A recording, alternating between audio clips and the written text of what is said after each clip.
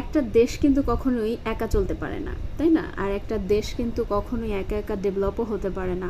এটা কিন্তু মানুষের দ্বারাই ডেভেলপ হয়, মানুষের দ্বারাই এগিয়ে যায়, তাই না?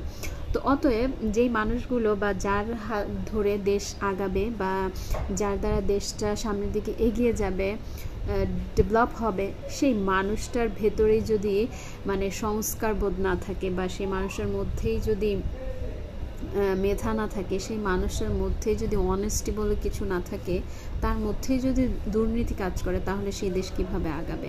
ব্যাপারটা হচ্ছে এরকম। চারিপাশে আমাদের যে সংস্কার চলছে এখন এই লম্বা একটা যুদ্ধের পরে, তো এই সংস্কারটা আসলে কতটুকু কাজে দিবে সেটা আমি বলতে পারবো না, it's not my profession to research.